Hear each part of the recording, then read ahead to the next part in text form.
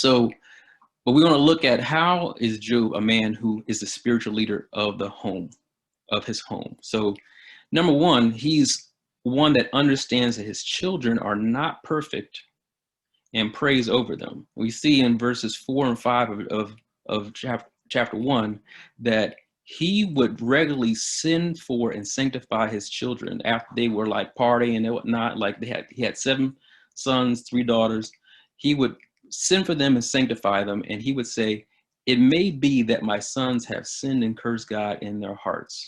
And so, this is something that sometimes parents forget. They forget that their children are not perfect and they're not going to do everything they want them to do. Job understood that and, prayed for them, covering them in that respect. Number 2, Job was a man that understands that his children are ultimately a gift from God, and he grieves accepting their deaths. So, later on in the story, in one day, Job loses sheep and some servants, camels and some more servants, 7 sons, 3 daughters, and probably some more servants. After which, Job grieves and gives this one single response, which is, naked I came from my mother's womb, and naked shall I return there. The Lord gave, and the Lord has taken away. Blessed be the name of the Lord. And so he's kind of building this thesis that, these are not my entitlement.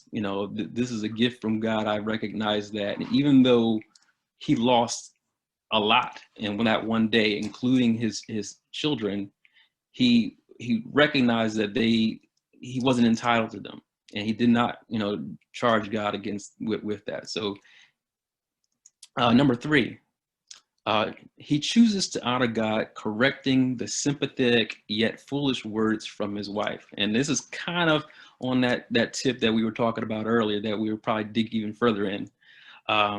What does Job say to his wife in the midst of a painful disease, coming on the heels of losing all his wealth and the loss of all their children?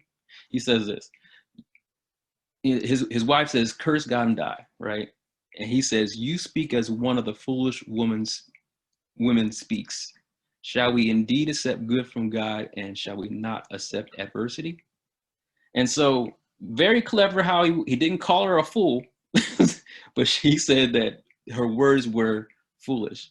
So when there are disagreements with our wives, it can be tough to decide what to do. General wisdom from the world tells us that a good husband says, yes, dear, which Adam did in Genesis chapter 3. Job instead honors God and corrects his wife's words. So that's a little tip right there.